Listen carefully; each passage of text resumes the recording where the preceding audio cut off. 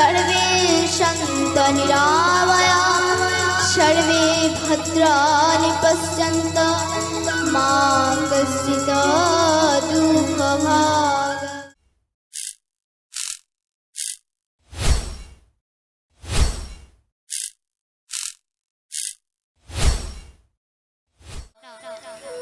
একটা গ্রামে একটা কসাই ছিল,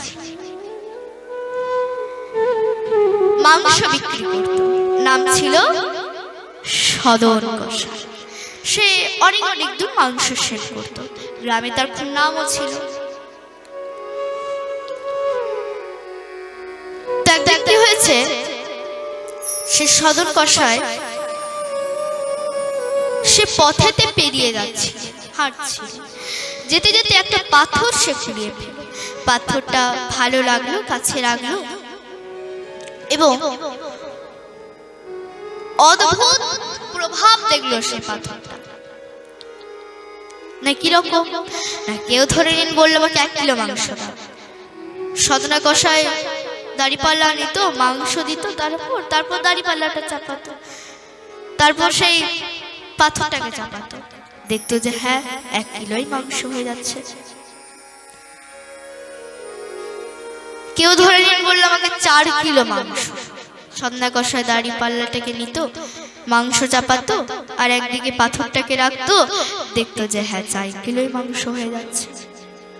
এইভাবে প্রভাবই ছিল সে পাথরটা, খুব চমৎকারী ছিল। একদিন কি হয়েছে, একদিন ওদিকে একজন সাধু পেরিয়ে যাচ্ছে। এবার সাধু যেই না সে কষাই খানাটা দেখেছে, মুখটাকে এভাবে চেপে ধরেছে। কেন? কষাই খানা দেখেছে, গন্ধ লাগবে, আর সাধুরা সব ঘৃণা করে, এভাবে মুখে কাপড় দিয়ে যাচ্ছে। এবার হঠাৎ সাধুর চোখ গিয়ে পড়লো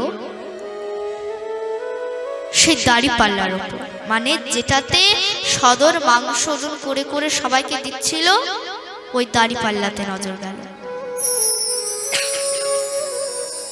এবং সে সাধু দেখলো যে দাড়িপাল্লার একপাশে একটা পাথর ঝুলানো রয়েছে। যখন সে সাধু বুঝতে পারলো যে পাথরটা অন্য কিছু নয়, সাক্ষাৎ শালিগ্রাম শিলা, সাক্ষাৎ নারায়ণ, তখন সে সাধু সদনের কাছে গিয়ে বললেন, ওরে সদন, তুই যে দাড়িপাল্লার এক পাশে যে পাথরটাকে ঝুলিয়ে রেখেছিস, ওই পাথরটা কি জানিস? হে বৈষ্ণব ঠাকুর, হে গুরুদেব, আমি তো জানি না এই পাথরটা। সাধু বললেন, ওরে মূর্খ, এটা শালিগ্রাম শিলা, এটা সাক্ষাৎ নারায়ণ। ছি ছি সদন, ছি, তুই হবে সাক্ষাৎ শালিগ্রাম শিলাকে নিয়ে এই দাড়িপাল্লার এক পাশে ঝুলিয়ে রেখে আমি অখাদ্য কুখাদ্য সবাইকে মেপে মেপে দিচ্ছিস? ছি ছি সদন, ছি। সদন বললেন, গুরুদেব, আমার ভুল হয়ে গেছে, আমি বুঝতে পারিনি। গুরুদেব, হে বৈষ্ণব ঠাকুর, আপনি কৃপা করে এই শালিগ্রাম ভগবানকে আপনি নিয়ে যান। শালিগ্রাম ভগবানকে সদন সাধুর হাতে তুলে দিলেন। সাধু শালিগ্রাম ভগবানকে নিয়ে বললেন, প্রভু, কি কলিযুগ এলো, তোমাকে এভাবে অত্যাচার করেছে সেই সদনা কষাই, অনাচার করেছে সেই সদন কষাই তোমাকে। সেই সাধু নিজের আশ্রমে নিয়ে গেলেন এবং পঞ্চামৃত দিয়ে অভিষেক করালেন, একটা মন্দিরে প্রতিষ্ঠাতা করলেন। রাত্রি হলো, শালিগ্রাম ভগবানকে সেবা দিয়েছে, শয়নে দিয়েছেন। সাধু যখন নিজে শয়নে গিয়েছেন, মাঝ রাত্রে ভগবান তার হৃদয়েতে প্রকট হলেন, তুই কেন আমাকে সদনের কাছ থেকে নিয়ে এলি? কে বলেছিল তোকে আমাকে সদনের কাছ থেকে নিয়ে আসতে?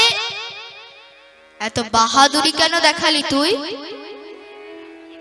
সাধু বললেন, প্রভু, আমি তো ভালোই করেছি, আপনি একটা কসাইখানাতে পড়েছিলেন, আমি সেখান থেকে আপনাকে আমার আশ্রমে নিয়ে এসে পঞ্চামৃত দিয়ে অভিষেক করিয়ে মন্দিরে স্থাপন করলাম, আপনাকে সেবা দিলাম, শয়নে দিলাম। প্রভু, আর যদি আপনি ওই কসাইখানাতে পড়ে থাকতেন, সেটা কি আপনার ভালো লাগতো প্রভু? ভগবান বলেন, শোন, ওই যে সদন কসাই কাজ করত, ও কসাই কাজ করত ঠিকই, কিন্তু সারাটা দিন সে আমার নাম করত, হরে কৃষ্ণ কৃষ্ণ কৃষ্ণ হরে হরে, হরে রাম রাম রাম হরে। এই নাম করত, ওই নামটা শ্রবণ করতে আমার খুব ভালো লাগতো। আর ওই নাম করতে করতে যখন সে সদন সবাইকে মাংস করে করে দিত, তখন ওই দাড়িপাল্লার এক পাশে আমি ঝুলেছিলাম না, ওই দাড়িপাল্লাটা দুলত, আর ওই দোলটা খেতে আমার খুব ভালো লাগতো। তাই কালকে সকাল হলেই আমাকে সদনের কাছে দিয়ে আসবে। সাধু বলেন, ঠিক আছে প্রভু, আপনার যা ইচ্ছা আপনি তাই। ভগবান অন্তর্ধান হলেন। এবার সকাল হলো, সাধু শালিগ্রাম শিলাকে নিয়ে সে সদনের হাতে তুলে দিলেন। সদনকে বলেন, সদন, আমি ভেবেছিলাম যে ভগবান আমার কাছে সন্তুষ্ট থাকবে, কিন্তু না সদন, ঠাকুর আমার কাছে থাকতে চাইছে না। ঠাকুর বলছে তোমার কাছেই থাকতে চাই। এই বলে সে সাধু সদনের হাতে ভগবানকে দিয়ে দিলেন এবং প্রস্থান করলেন। এদিকে সদন নিজেকে দুঃখিত পেলেন, কি আমার মতো একজন পাপীর কাছে ভগবান থাকতে চায়? আমি না করি ভজন, না করি সাধন, আমি না জানি ভগবানের তপস্যা, না করি ভগবানের ধ্যান, আর আমার কাছে নাকি ভগবান থাকতে চায়?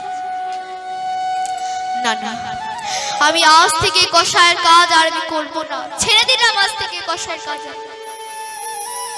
সেদিন থেকে সে সদন কসাইয়ের কাজ ছেড়ে দিয়ে দিব্য ভগবানের নাম করতে লাগলো, ভগবানের নাম সংকীর্তন করতে লাগলো।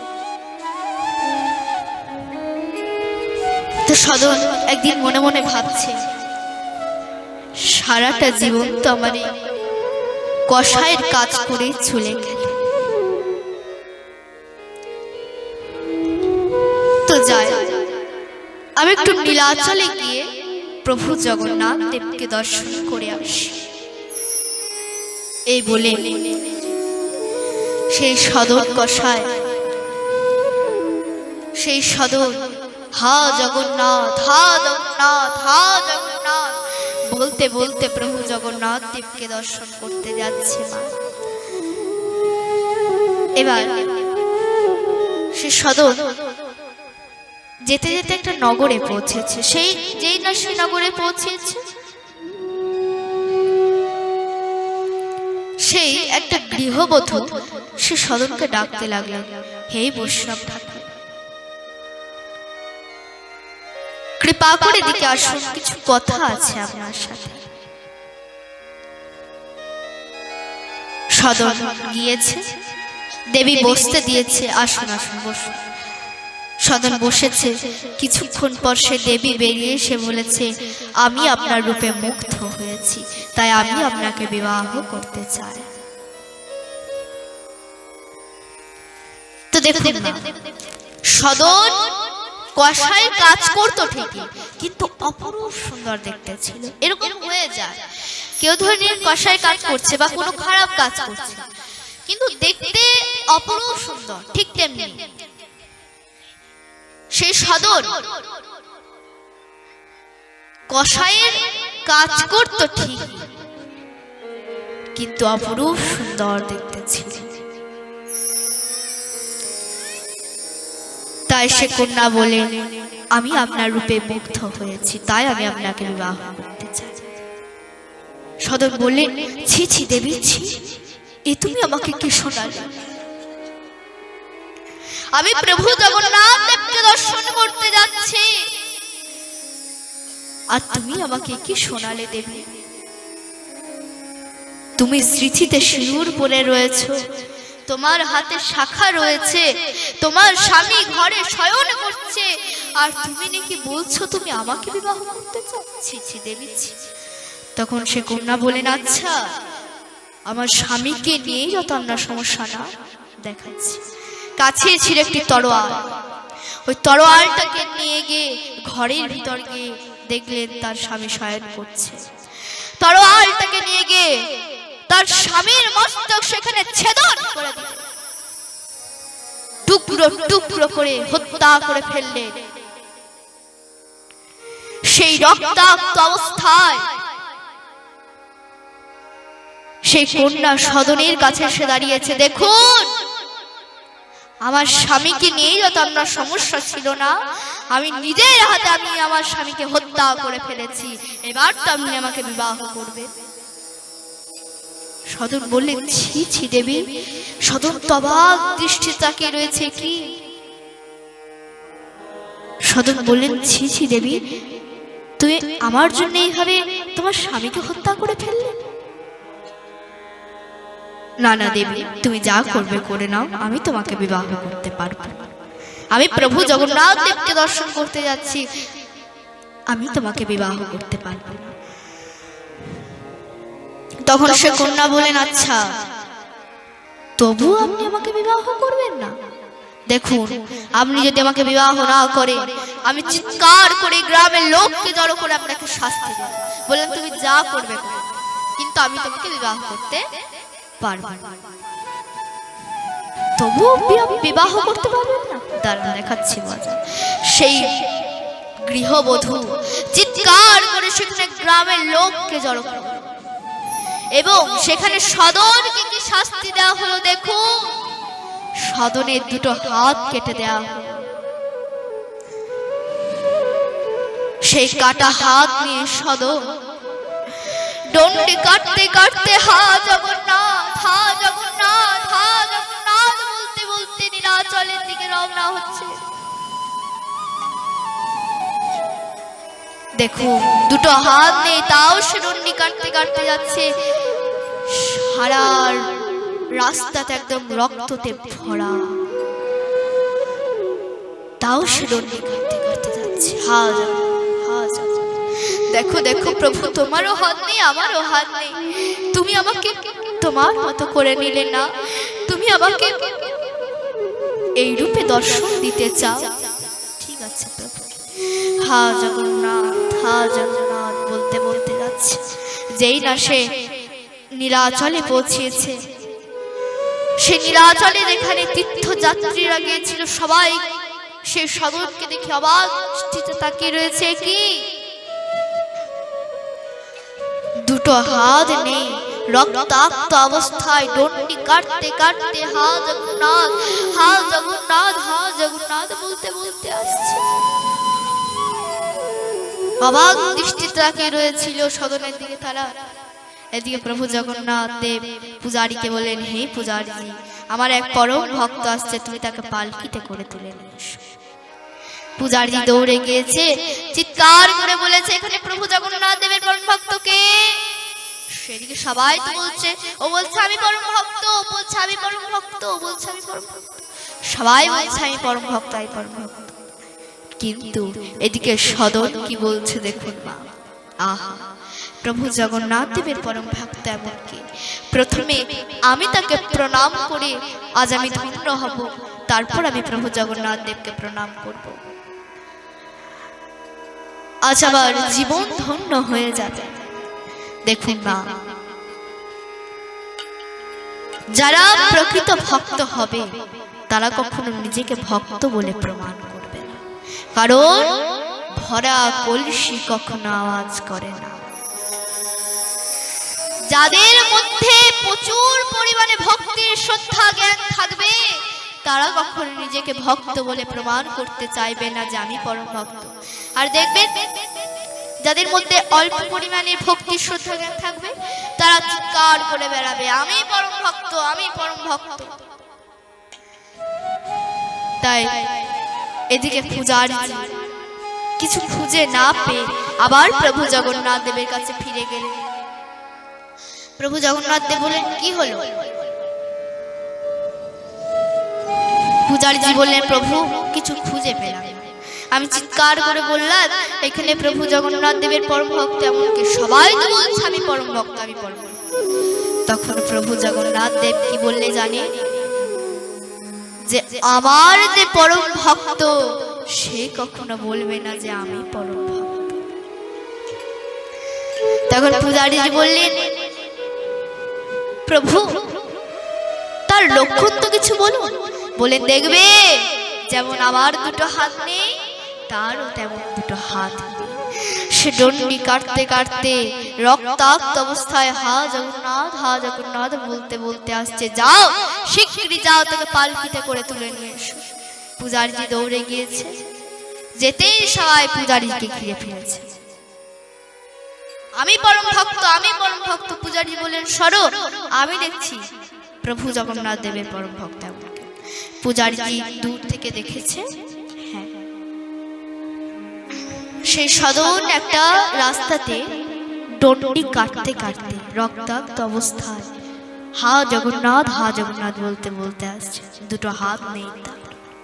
পূজারী দৌড়ে গিয়ে সদনকে বললেন, সদন তুমি পালকিতে করে উঠে বসো, প্রভু জগন্নাথ দেব তোমার জন্য পালকি পাঠিয়েছে। এইভাবে পূজারী সদনকে পালকিতে করে তুলে নিলেন। প্রভু জগন্নাথ দেবের কাছে নিয়ে গিয়েছে। প্রভু জগন্নাথ দেবকে প্রণাম করেছেন সদন। সদন বললেন, দেখো দেখো প্রভু, তোমারও হাত নেই, আমারও হাত নেই, তুমি আমাকে তোমার মতো করে নিলে না, তুমি আমাকে এই রূপে দর্শন দিতে চাও। ঠিক আছে প্রভু, তোমার যা ইচ্ছা তুমি তাই করো। তখন প্রভু জগন্নাথ দেব বললেন, সদন তোমার এই দুটো হাত কেন কাটা গেল জানো? তবে শোনো, তুমি আগের জন্মে ছিলে একটি সাধু। তুমি একদিন একটা পথে নাম জপ করতে করতে বেরিয়ে যাচ্ছিল, হরে কৃষ্ণ কৃষ্ণ কৃষ্ণ হরে হরে, হরে রাম রাম রাম।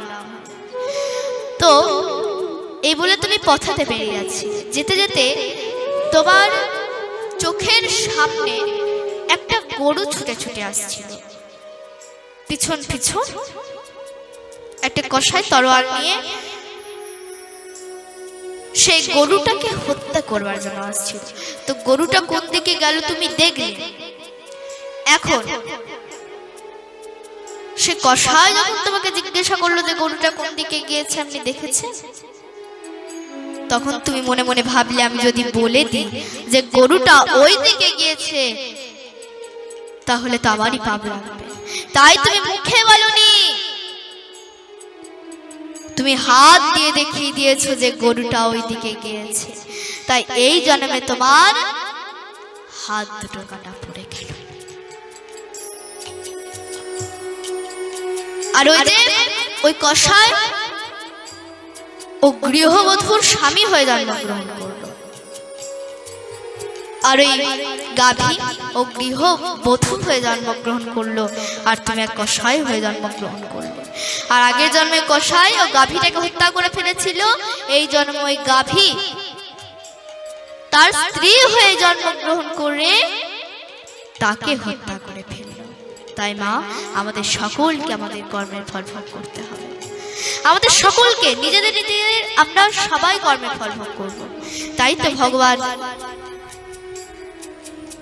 গীতাতে বলেছে,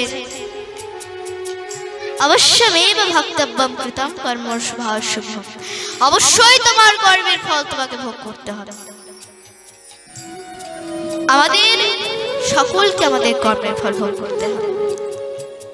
না, একবার একটা কসাইখানাতে একটা ছাগলকে বেঁধে রেখে দিয়েছে। এবার একজন ব্যক্তি মাংস কিনতে গিয়েছে, সেখানে গিয়ে দেখছে সেখানে একটা ছাগলকে কেটে কিন্তু সেখানে ঝোলানো রয়েছে, আর বাকি যে ছাগলগুলো সেখানে এক পাশে দাঁড়িয়ে দাঁড়িয়ে মনের আনন্দে ঘাস খাচ্ছে। এখন তারই মধ্যে একটা ছাগল খুব হাসছে। তখন সে ব্যক্তি মনে মনে ভাবছে, বেটা ছাগল হাসছে কেন? কিছুক্ষণ পর থেকে এভাবে কেটে ঝোলানো হবে। তখন সে ব্যক্তি জিজ্ঞাসা করলে, তুই হাসছিস কেন?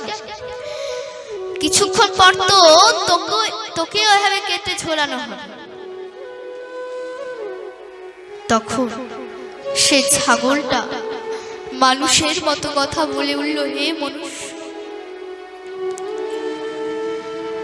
আমি তো ঘাস পাতা খেয়ে বড় হয়েছি, আমরা কানো কোনোদিন কোনো ক্ষতি করিনি, কাউকে হত্যা করিনি, তাতেই আমাদেরকে এইভাবে কষাই খানাতে কাটা হচ্ছে। আর তোমরা মনুষ্য, তোমরা আমাদেরকে কেটে খাচ্ছ, তাই তোমাদের কি যন্ত্রণা, কি কষ্ট ভোগ করতে হবে সেই কথা ভেবে আমি হাসছি। তাই গৌর হরি বল, হরি বল।